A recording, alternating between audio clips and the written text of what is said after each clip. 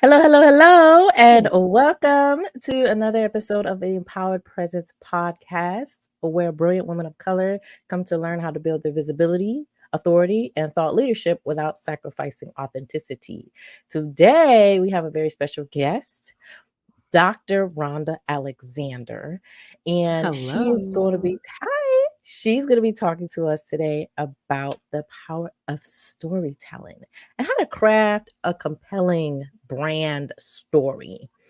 So, as we may or may not know, stories are so much more memorable than just facts or figures, right? Stories actually light up more than 5 areas of the brain, and people are more like 22 times more likely to remember a story-based statistic. So a stat wrapped in a story is going to be so much more memorable.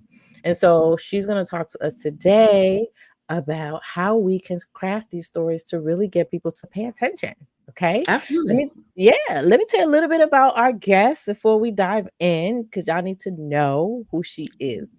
Okay. Dr. Rhonda Alexander is a global entrepreneur. She's a speaker, a coach, and author. She is the founder of IUVO Consulting, a regulatory compliance consulting firm, and she's the founder of SoulScribe, which is a coaching firm for speakers, coaches, and consultants who want to leverage your book to make more money in their business. Ooh. In addition to authoring 3 books, Dr. Rhonda has also worked with organizations and professionals around the world. And as a result, she has garnered more than 25 years of unique experiences that make her a creative organizational strategist, as well as a sought after speaker and coach. Phenomenal. Thank you. I probably should. I'm not gonna. That 25, I'm gonna leave that 25 right there. I'm not updating it. More than 25 is all you need to know. More than 25. More than. I'm gonna leave that there. Amazing. So I was excited to get you on the podcast because I'm big on storytelling, right? Even when I was in the resume writing world, I was big on storytelling. In the resumes, we used to tell career narratives and things like that. So talk to us a little bit about your idea of storytelling and as it relates to the work you do. Like if you had to sum it up and summarize and kind of define like storytelling for the purposes of marketing yourself, a person, how would you describe that? So stories have a unique way of connecting to our emotions, our experiences, a way of connecting to us in ways that many other things don't.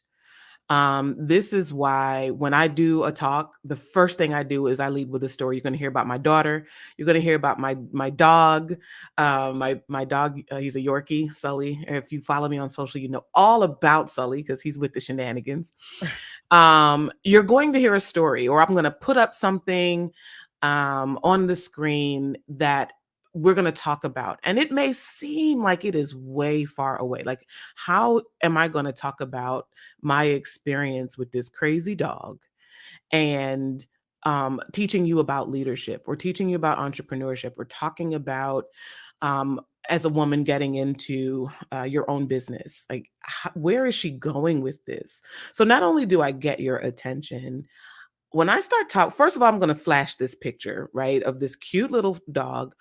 You're going to be emotionally, everybody loves, dogs, animals and babies. So we're going to make some sort of connection. And as I'm talking to you and telling you this story, you become invested. You become invested in what happens to me. You become invested in what happens to the other people in the story. You want to know what happens. How does this all turn out? Does it turn out good, bad? Where are we going? How does this all relate? Is there an aha moment? So now I've made this connection with you emotionally, but I'm taking you on this journey with me. And In doing so, we become connected. And now I'm not just somebody who's up here talking to you. Now I've demonstrated to you that I understand your sense of humor. I understand everyday life. I understand your values. If we resonate, right? I understand your values.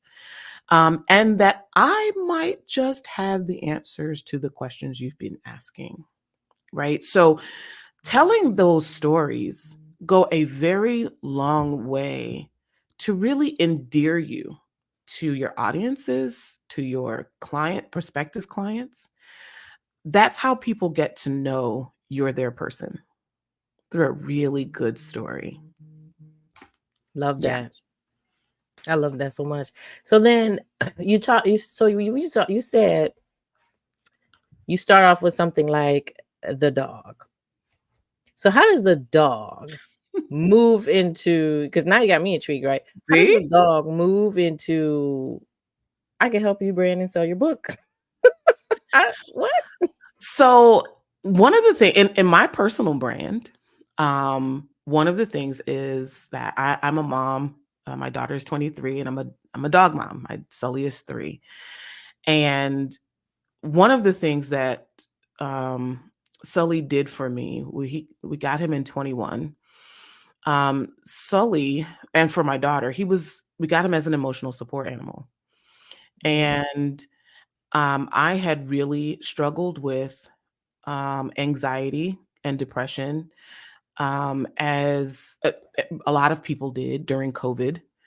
And I found myself, business was doing quite well for me during COVID. In 2020, we did very well. Um, but emotionally, I was having a difficulty creating balance, feeling like I could run this business and stay sane with all the stuff that was going on. And so Sully came along, and as cute as he is, Sully cares nothing about your mental state. When it's time to eat, we want food, we want treats. And then I started teaching him how to use these buttons, right? So he could use the buttons to say, Mom. So he really wanted to get my attention, Mom, Mom, Mom, so we took the mom button away. Yeah. But, you know, having that that sense of companionship helped me to understand that I don't have to carry it all as an entrepreneur. I don't have to always have it together. There is, in every triumph, there is struggle. For some people, that struggle is internal. And when we talk about entrepreneurship, when we talk about women in entrepreneurship, most of the women in entrepreneurship have heard, girl, you're so strong. I want to be like you. You're just a strong woman. You're a strong Black woman, right? And so that myth feeds itself. We feel like we have to carry it all. And if we can't, something's wrong with us. And so Sully taught me that it's okay to not have it all together, to need help with emotional support, to need help with mental support, to have something that not only loves you unconditionally, but demands that you love it back, because that's what Sully does. Sully will get in your face until you say, I love you, or you pat his head, or you give him something, right? So when I can stand up in front of a group of people, whether we're in a coaching session or if I'm doing a talk, I would bet, if not 100% of the women in the room, 90% can identify with having to be an amazing powerhouse all day long. From the moment you get up until the time you shut off that computer and get up from your desk, you are an absolute baddie. But on the other side, when nobody's looking, when it's quiet, when it's just you, there's a different thing going on. And sometimes it's a challenge that we don't always know how to get past. And so I think it helps people to know in that situation what worked for me, number one. And secondly, you're not alone. You can see this person, however, whatever your perception of me, that I'm, successful or prosperous or whatever you might think, or she's just an average girl. there's somewhere we connect. There's Right. somewhere where you probably can see, yeah, I've been there. If you're not there, somewhere along the lines in this entrepreneurial journey, you've been there. Yeah, I know that resonated with me. I'm going through a little bit of mental struggle right now. Yeah, Like yeah. today, and like I have a workshop tomorrow. I was gonna cancel that thing. Listen, I get it. I was like, I'm about to cancel this. I'm not gonna be able to Yeah, show up for real, yeah, you know? And so I'm with you. I like that resonates so much. And I guess what you're doing, right? We're in the process of doing exactly what you're trying to explain to the people. yeah. We're absolutely doing that because for entrepreneurs, for entrepreneurs right now who are building, it's really difficult sometimes to show up, right? Yeah. Because when you're building, you may have a team, but still the machine requires your attention, your direction, really involved. Even if you can take a couple of weeks off at a time and the machine keeps going, still you're building. And every day, some days you feel like you have it all together and you want to do all the things and all the webinars and all the sessions and all the workshops. You can do it all. And then other days, can you even get out of bed? I don't feel like it. I'm just not feeling it. It's nothing really wrong. I'm not feeling it. And Mm, I think it's so important in all of the messaging that we get as entrepreneurs. I love that there is a resurgence of taking care of self, taking care of home, taking care of family and parental relationships and marital relationships. There's such a there's more of a focus coming to that because a lot of us are feeling the way you do. We are amazing at what we do. Um, and we're people, right. right? We're regular old people. We have fears, we have insecurities, we have all kinds of things going on behind the scenes that most of the time we don't let people see, but still have to be dealt with and we still have to live with. And so having that challenge of, do I feel like showing up simply because I'm not feeling it today? Someday it is worth a cancellation. Other days, as you well know, you got to, show up, put a smile on your face and push through.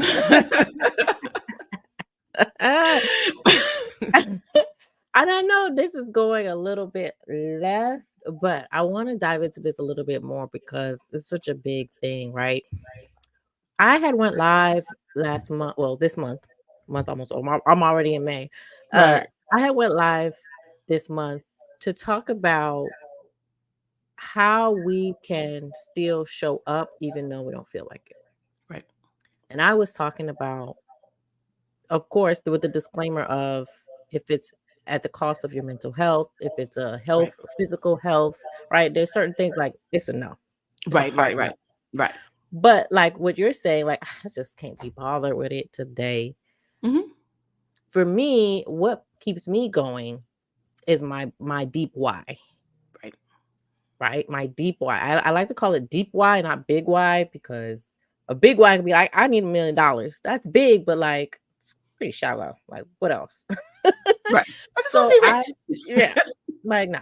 So I feel like the deep why is because I want to see us, women of color, I want to see us show up fully, Right, right?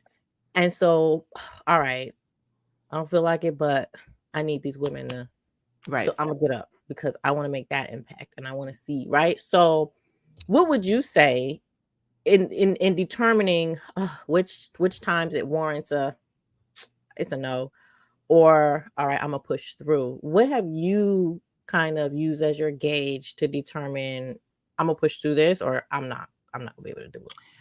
It depends on what it is and really how I'm feeling because there are times when, even though I'm not on the verge of immediate danger or, I'm not physically ill, I don't need like emergent medical attention, I literally don't have it to give. And showing up means you're only going to get half of me. I don't ever want to give my folks half of me. I always want to be able to show up at full capacity. So it really does depend on what it is and whether or not I have it to muster up. Sometimes you just do not have it. Yeah. But I'm like you. I have a very deep why, and I think if we tie it back, I know we said we're going left, but if we tie it back into this brand story and this Yes. messaging, my deep why is my purpose is to help people see themselves the way God sees them so they can live the life He created them to live.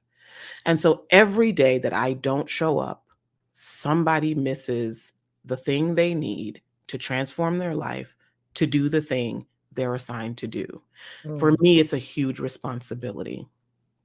Yes. So if ever someone has signed up for something with me, or we have a meeting on the books, or you're going to, we have a session, and I don't, and I say, hey, I'm not feeling it, I can't show up today. Please understand. I know the gravity of that, right? I understand that, not only have you paid your money, but I also understand that you need me to show up because you're trying to get somewhere. And as Right. coaches, as someone who's a trained coach, I'm very goal focused. When we start and we say this is the goal we're working toward, no holds barred. I'm getting you to that goal. Unless you just decide you don't want to drink the water once we get to the creek, we're going to reach that goal.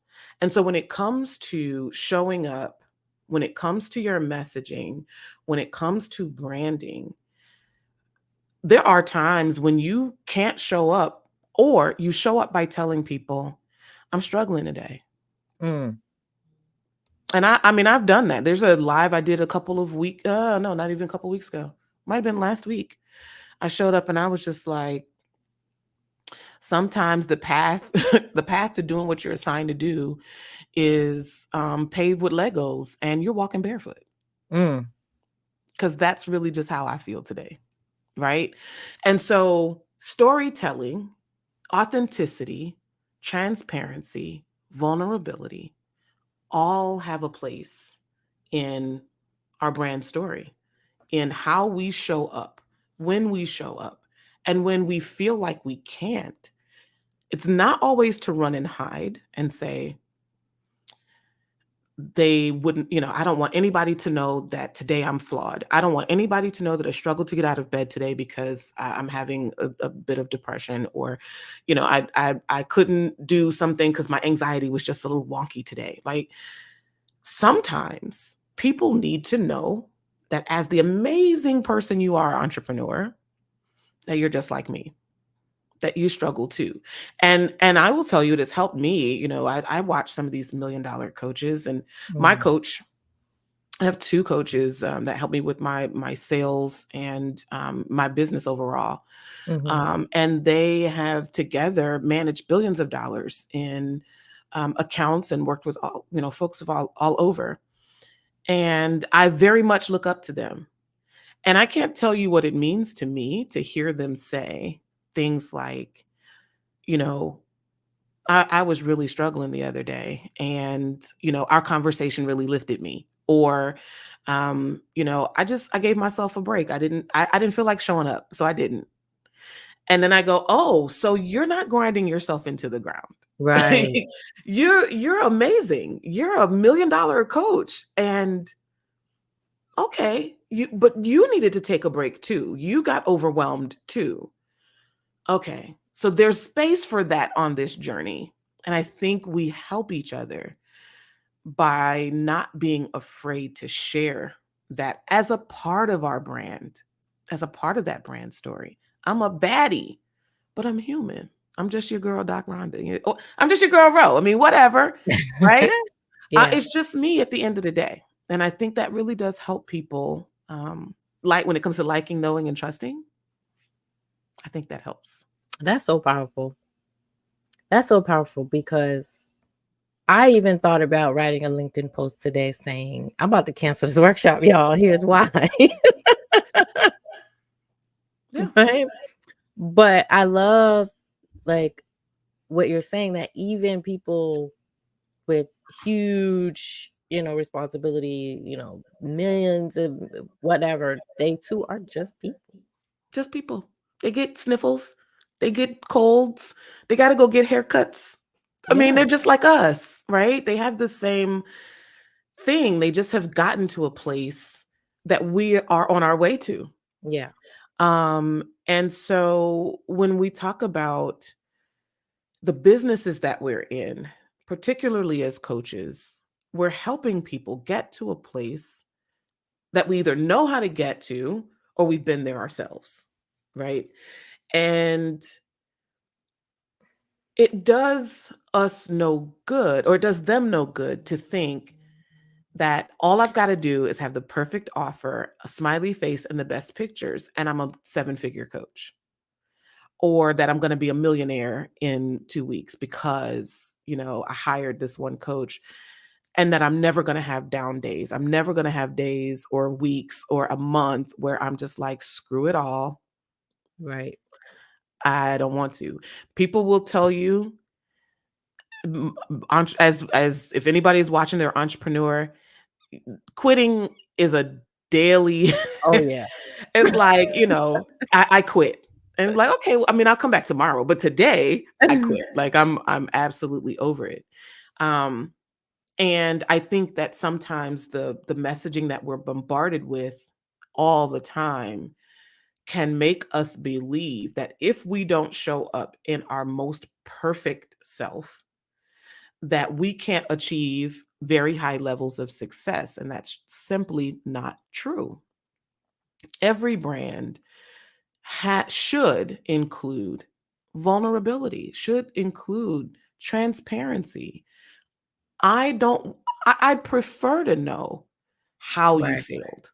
I'd prefer to know that you have some struggles, whether it's a health struggle. No, I don't want you, I mean, I'm not saying I want you to be sick, but I'm saying I want to know you're human. I want to know that you struggle with something too. So I'm not feeling like some oddball because I'm not perfect and I'm not on it every day.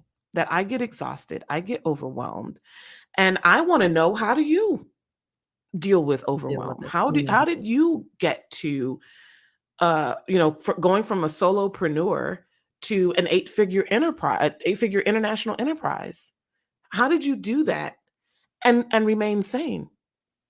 Because if that's in my heart to do, that is a business strategy. Mental health as an entrepreneur is a business strategy, Mm, I right? believe that. Because if I go Yes. crazy on the ride, it doesn't really matter Mm, what other things I have in place for my business. If I, if I can't function mentally, I can't execute any of that.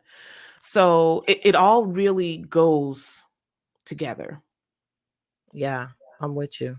Oh my goodness. This is really hitting home today of all days, right? Because like I said, I've been going strong. I've been doing it. I've been killing it. I've been out here. Doop, doop, Yeah. doop. And this week, baby, Uh-huh. hit with a ton of bricks of just a lot of stuff just going left, Yes, in a personal life. And so it impacts business. It it impacts how I does. feel. It impacts how I show up and things like that. It But let's does. get back to like more of the storytelling Okay. aspects, right? And so when we talk about a compelling story that's really gonna like draw your people in, what are there certain components that need to be in the story? I know you talked about like that emotional draw. Is there anything else that you feel like would definitely be a foolproof way to build your story? And then do you have to practice Mhm. this thing, or could you just tell stories off the cuff? Like, tell me more It about that. depends. Some of us are storytellers. I happen to be a really good storyteller. I'm also a reader. I like reading. I like horror stories. Oh. Um, I do. It's a weird thing. But I don't like scary movies. It's a thing. So, but I feel like when it comes to telling a story, if it's not something that comes natural to you, yes, it is something that you can practice. It is something that you can be coached to do. I have a really great colleague, Dr. Jennifer Samuel Chance, who helps people become great storytellers. Mm. She is an amazing storyteller.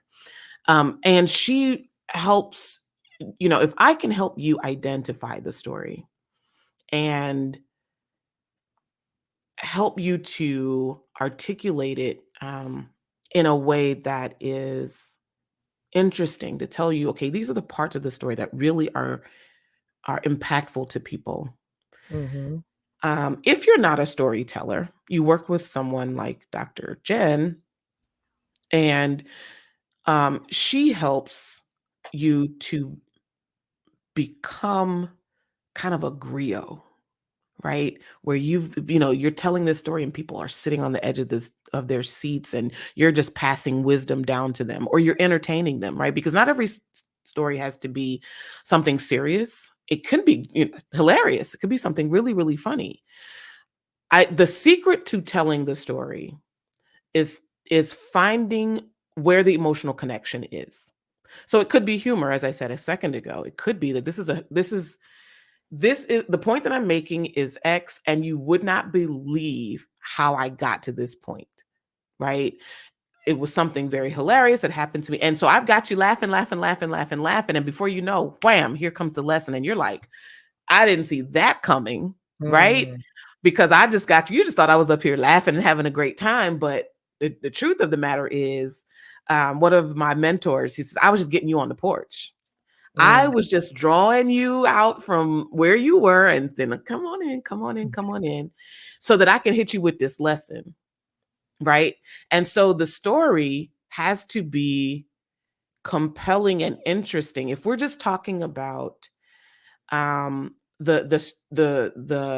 what I call the signature story, it's not always historical. It's not always serious. Some are very shocking. For a while, I worked with, I seemed to attract women who had lost their spouses unexpectedly Mm. and wanted to write about their grief journey and overcoming the grief journey. They didn't want the book to be sad. But the way that the way that they chose to tell that story was through the eyes of love, either as a love story for their child, so that you would know, kind of what your dad and I went through and how we loved each other. They went through, one did that. Another one talked about how the realization that was actually a transformative moment for her, realizing that she had hid herself behind the big personality of her husband. So she talked Mm. a lot, very little about the actual grief story, and very much about how she discovered that the in this profound loss, there was a blessing, that she discovered who she is Mm. as an individual, as a powerful woman. And so there are lots of ways you can tell these kinds of stories. You have to know how you want to connect with your audience. If I'm going to write a story about grief, if I'm going to write a story about overcoming trauma, I don't want this to be a woe is me pity party book. I want you to understand this is where the story is coming from. But really what I want is for you to get this lesson. So in developing that story, the first thing we ask is, what's the lesson? What is it that you want people to know? Period, point blank. And Mm-hmm. then the journey of telling the story and the stories is how do we get people to that lesson? And so you see that in really good speakers. You see that in really great books, even if they're self-help books. Mm-hmm. You see that even in marketing, right? You see that it starts out with something emotional, some sort of connection. And in those stories, you see the lessons kind of woven throughout, and you say, "Oh, I kind of see where this is going. I think I know." And then, bang, here's how this changed my life, and here's how you can change yours too. And so now you're getting feedback from people. Wow, I've heard that a bunch of times. I've never heard it that way. Right. I've seen that a bunch of times, and I've never been impacted by it in that way. And that's what we're after. We're after impacting people in ways they just did not expect. And storytelling is, it's hands down one of the best vehicles to be able to do that. Mm-hmm. I love that so much because I feel like people have this, well, I'm not saying anything different and all these other people have done, or I'm not unique enough, or all these reasons why they Yeah. feel like they can't show up because there's so many other people doing similar things or work that's related to what they do, etc. And I always start with, tell your story. Yeah. It's always like my default, start with your story. Because I Absolutely. guarantee, I've said this before in another podcast episode, where no one has my story. Nobody, show me the other person, the other woman who was born in Barbados, who grew up in Detroit, who moved to Fort Lauderdale, started a resume business, shut that down, and now is doing personal branding. Show me her. Where's she at? Right. I'm the Right. only one. And even if we're twins and we live together from the day Right? we are born until the day we die, if you told us to write a memoir, we would write two totally different books. Yes. Want an example? They weren't twins, but look at the Gospels: Matthew, Mark, Luke, and John. They all pretty much had the same experiences. Those books are completely different. There are parts in some books in the Bible that are different. In those Gospels, there are parts in that are that where they're looking at the same event, and Yeah. they have completely different recollections of what went down, simply because we have different filters, we have different perspectives, we have different Hmm. ways of perceiving the world. Things land on us differently, and so um it there is, it doesn't matter if we have the same event. If we have the same journey, we'll still never have the same story. Yeah. Yeah. Yep. And So then too, so the so to thing tell someone sometimes, to start with your story, that is yeah, number one. yeah, because then we also kind of resonate with certain things. Certain things just aren't important and we discard it, and other things are huge. Yeah. And then that other person latches on to that, and it's like, I don't remember that happening. It's like, what? Were you not there? I was right there next to you, but I don't remember that. I remember this, and they're like, Mhm. vaguely, Mhm. but that's not the point. The point is Mhm. right, and it's just, You yeah, were focused on that. I was focused on that, and our stories don't even cross. And yeah. we were standing right by each other. That's why they always say there's always three sides to the story. Yours, mine, and what actually happened. Always. Always, Yes, no I love question. that. So you help women. Is it women? Do you target women? My For the book. main clients are mainly, my clients are women, but I Okay, do work with men as well. got it. So you help your clients. Talk to me a little bit about how you help them with the book situation. Are you helping them write the book? Are you sitting down and you're outlining, okay, here's chapter one, here's chapter two? Are you just giving them ideas? Are you like, how do you support them with the book writing process? So as a coach, um, when I started helping people to write books, it was really born out of the methodology that I used to write my first two books. The second book I started like maybe maybe a month after my first book, and I wrote that second book in 6 weeks. And when I finished writing that book, I was like, there's a there's a formula to this. There's a Mm, pattern. There's a way this can be done so that it's an interesting book, and so that you get your story actually out there. And so I took some time and I really turned that into a methodology. So what I do is help people to, number one, get the book written. So most of the time when people want to work with me, their issues are, I don't know where to start and I don't know what to write. Or they started it and they kind of petered out and they didn't finish.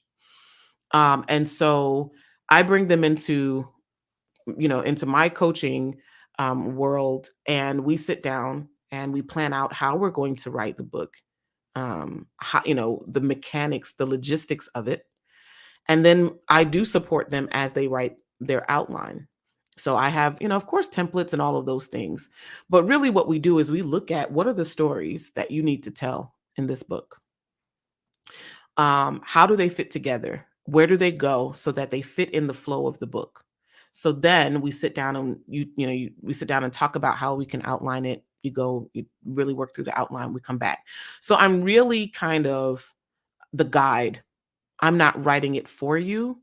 I'm not choosing your stories for you because you know those stories better than I do, right? But when they're out and we're talking it through, and I'm like, well, tell me more about that, and tell me how did this impact you? Well, do you think that maybe should go here, or maybe how do you think this part would fit in, or talk more about this part too, because that's really what people want to know. The other thing that I do that usually kind of annoys my clients is I make you tell the story. I know when you're skirting around the story. In fact, the I just celebrated a book launch with a client on Sunday, who started with me in October of last year. She wrote her book. We coached and did all the things, and she had kind of been struggling a little bit with it. And so she sent me this email. Here it is. It's done. I literally felt in that email that she threw it at me. And so I read it and I said, oh, I understand why she is not happy. So we got back on a call and I said, well, first of all, amazing job. Commend, we did all the celebrating as we should do, because still it's not easy to write 25,000 words. I said, but this isn't the story. She went, I knew it. She had a whole tantrum. And I said, I need you to consider going back. This section here that you glossed over, I need you to dig in there and find the story. And that was a tough session. It was an appreciated session, but it was a tough session because that wasn't what she wanted to talk about. She wanted to hide behind her academics and hide behind her intelligence. And I said, no, we don't want the doctor. We want you. We want the story.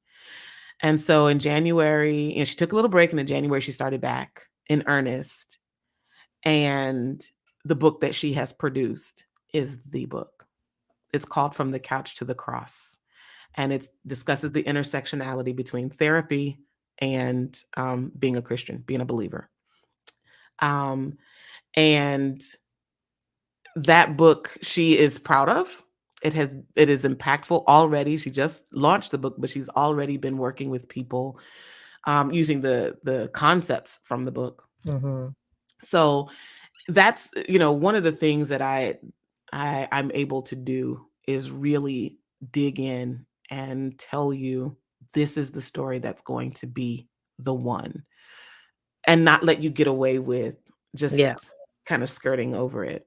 So that's my role is coach. And as coach, my job is to, as with a sport, right, to give you the playbook.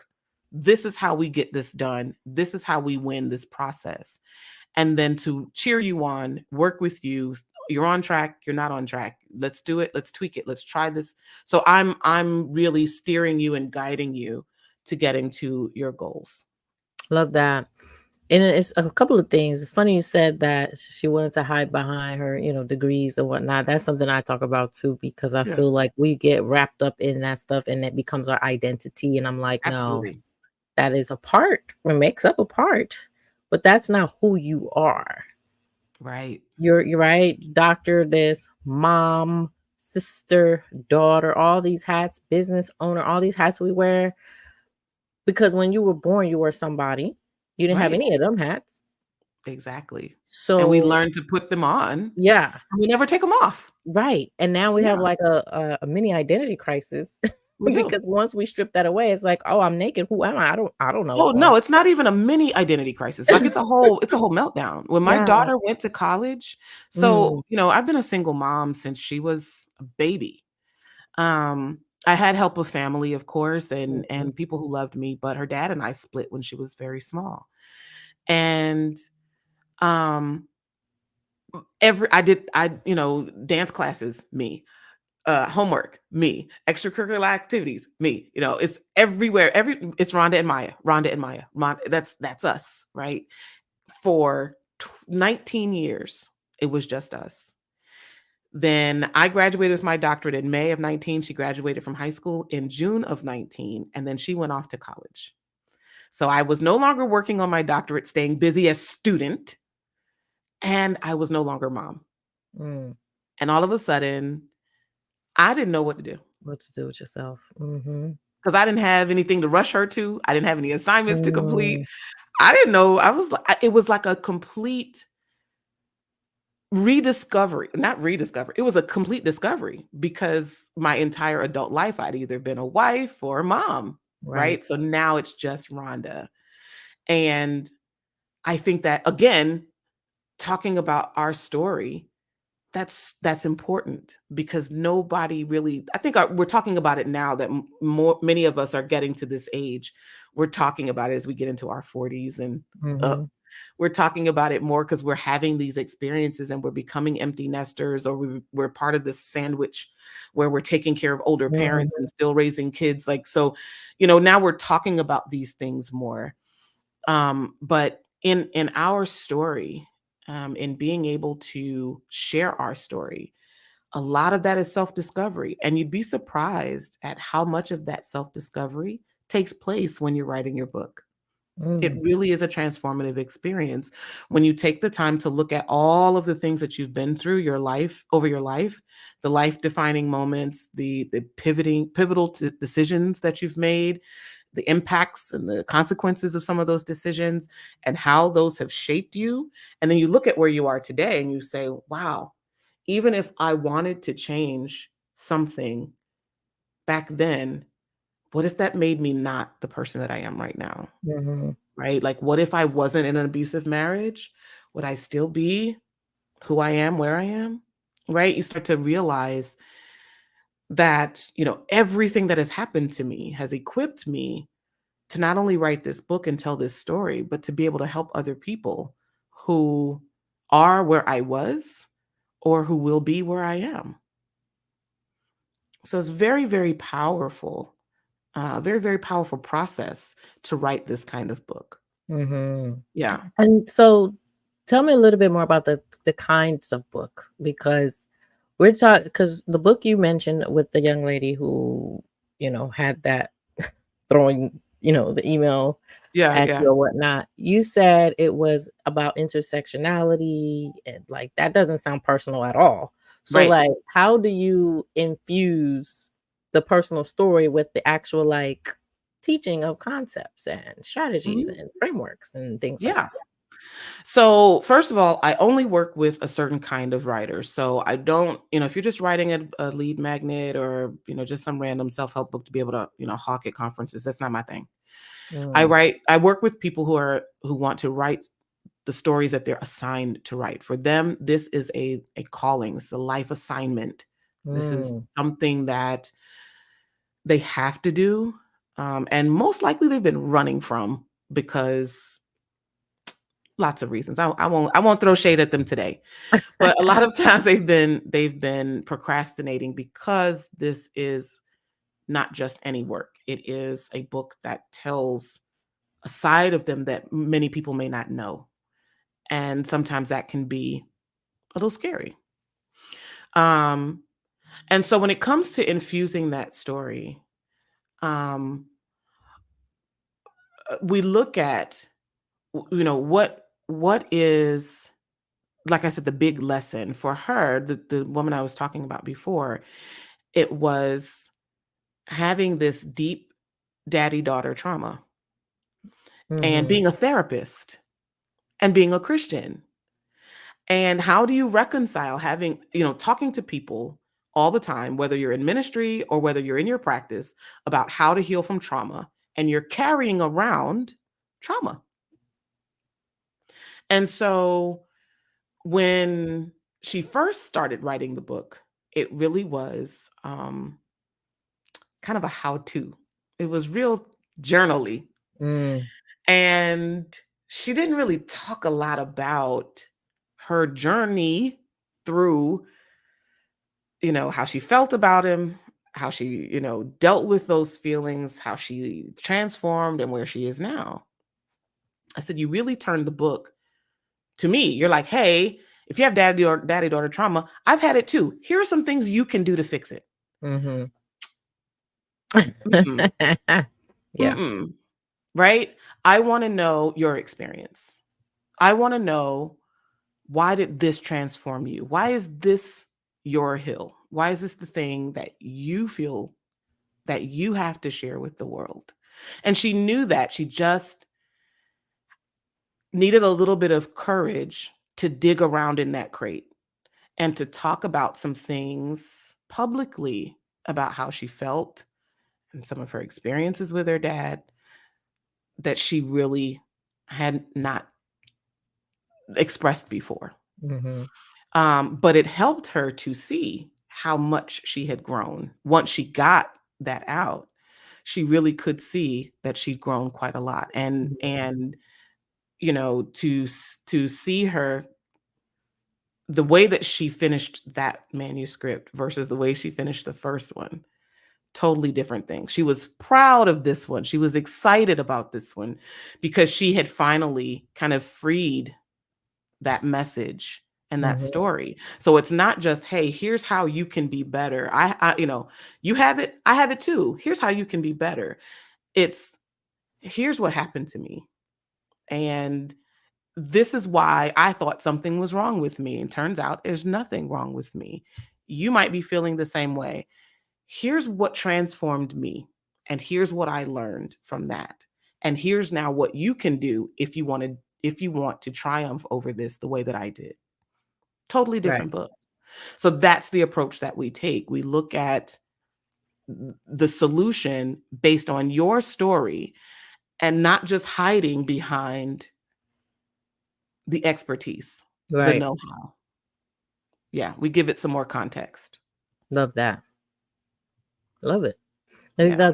that's in full alignment with, the personal brand stuff that I teach, Yeah. right? It's, the how to is Googleable. Let's be real. Right. Exactly. Yeah. You can Google That's how on to. YouTube. For sure.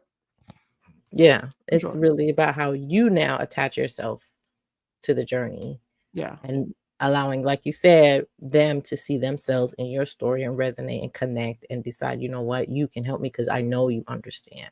Right. I actually had someone today. I had a discovery call this morning Mm-hmm. with a woman who said, I did a talk on Friday and she was there. And when I sat down after the talk, I looked at my phone, checked my notifications. She had already set up an appointment with me for today. She said, when you were talking, I already knew you were my person. She's like, I Mm, know other book coaches. I've heard other book coaches. I have relationships with people who could help me write my book. But I heard you talk and I knew right then you were my person. She's like, that's why I got on your calendar while you were talking, because I knew that you were the one. I want to work with you. love it. And what did I do? I got up there and I told some stories. I told about my life. I talked about what I do. I cracked a couple of jokes. But at the end of the day, I let people see me, Right. right? Because as you rightly said, you can go on YouTube and find somebody Yep. to, find, how do you write a book? How do you Right. self-publish a book? You can find that. But somebody who's going to understand what you are trying to accomplish with the book. When it's a book that you're assigned to write, this isn't just any book. You have to have somebody who understands how to handle you while you handle what's coming forth for you. And so that's really, really important. That brand story, that personal story, that's what lets people know you are their person. Yeah. You are the one that has their solution. Even if your solution and mine are exactly alike, the way that you execute it, your secret sauce, whatever whatever you name it, your unique way of doing it and my unique way of doing it is really what's going to be the determining factor between whether they work with me or they work with you. Right. Yeah. Right. So when people have several different, we all go through life, especially when we hit 40, we got stories for forever. We got Stories on stories on stories. unlimited Oh, got a Right? story for that. Got a story for How that. how do we pick which aspect of life basically we want to share? Like, how do we pick? How do we pinpoint? No, this is good. No, this is not a good one. No, this is good. Like, how do Mhm. we know? How can we figure that out? We reverse engineer it. So I start with the end in mind. What's the point? Mm, What's the point of your book? Right?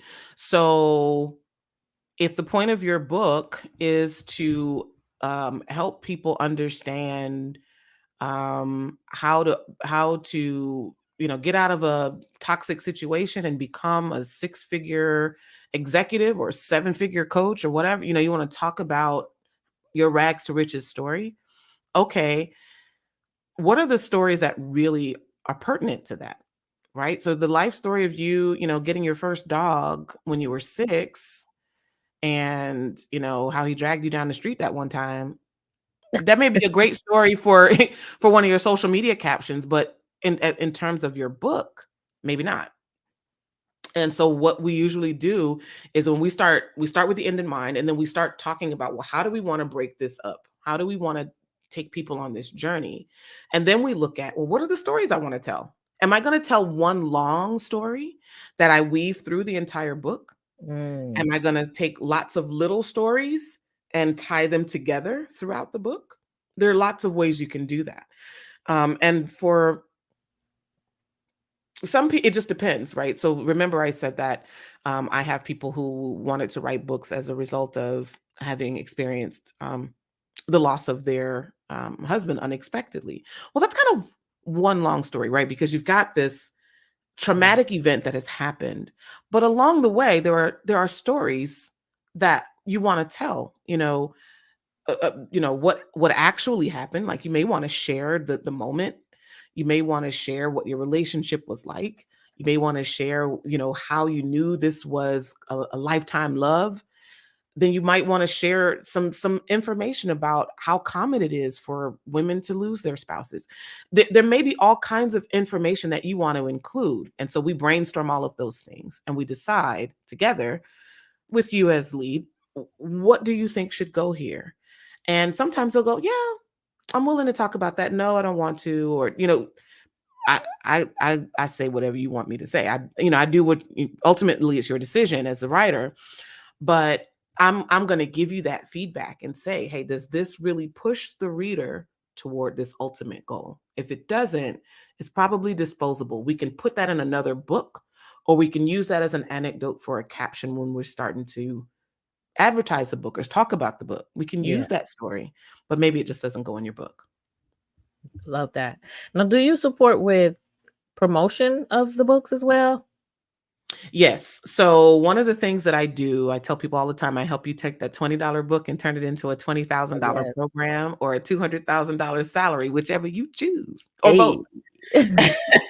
But what we don't do over here is sell this book for $20 and huck it out of out of the trunk of our cars, or take it to conferences and put it in people's tote bags and they put that someplace and then you never see it again.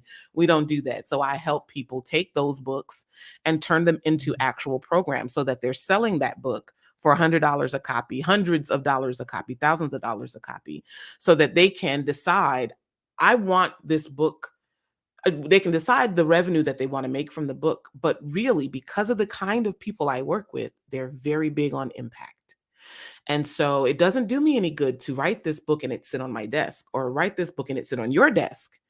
I want to make sure that you get the concepts in my book. So I want to sit down with you as coach, or I want to sit down with you as in some capacity where we go through the book and you get to experience working with me, and you get to experience the transformation that's in this book that I worked really hard to get to you. Right. And so then that makes sure that I get the return on my investment of time, effort, and money. But it also means I don't have to work myself to death. I don't have to talk 52 weeks out of the year. I don't have to sell 1,000 books a week to make my revenue goals. Right. It means that if I have this book and it's working for me, then I can work with 5 or 6 people a quarter, 5 or 6 people a year, and make my revenue using my book, right? And you still can sell the book on Amazon. I'm not saying we don't sell the book at all. But I want to make sure that the people who work with me always have a an experience to share with their audiences, with their clients that get them that high ticket revenue so that they're not out here, hustling books. So we Got do it. help with those promotions. Love it. Amazing. Oh my goodness. This has been such a great conversation. I love listening to you talk. This has been really, really great. Thank you for the invitation and for letting me just come on and Absolutely. kind of Yes. yammer for a little while. Yes. Yes. Yap it up. Yap it up. I love it. So how can people kind of connect with you? Absolutely. So, the best way is through my website, meetwithdrrhonda.net. And that's Rhonda with an H. With an H is the real way. Meetwithdrrhonda.net. I actually, you have the opportunity to schedule a complimentary coaching session with me. So if you know you're someone who is ready to write their book and you want to do so in the next 6 months, right? Because with my attention span, and probably there's anything longer than that is too long. So if you know you want your book in your hands in the next 6 months, and over the course of this conversation, you have deemed that I'm your person, Hey. go to meetwithdrrhonda.net, schedule that call, and we'll go from there. Awesome. Love that. Perfect. Well, thank you again You're very welcome, my for dear. coming and Very chatting with welcome. It's been my me. pleasure. Listen, folks, if you are in the market for writing a book, is a couple of stipulations. She's already talked about this. You gotta be, prioritizing making an impact, right? You have to Yes, have a story. gotta have a There's story. some rules here. Just contact her and have a conversation and see if you want to, get her support with writing your book and telling your story and impacting the world. That's what is it. It's the impact for me. That's my phrase. Absolutely. Listen, that's why I'm in it. The money, I mean, I want the money too, but Yeah, the money. I gotta do this assignment. I gotta do this Yeah. assignment. I gotta have impact. Love it. Yeah. So if you enjoyed this conversation, feel free to tune into other episodes. We're here every Tuesday um, with brand new guests and brand new topics. And listen, support, share this out, subscribe, leave a review, leave a rating on Apple or Spotify or wherever you are consuming this information. And remember, empowered is the authority or power to do something. And presence is the state fact of just existing. So you should have an empowered presence, a powerful being. That's what you are. So go ahead and be great. And I'll see y'all next time. Happy self marketing.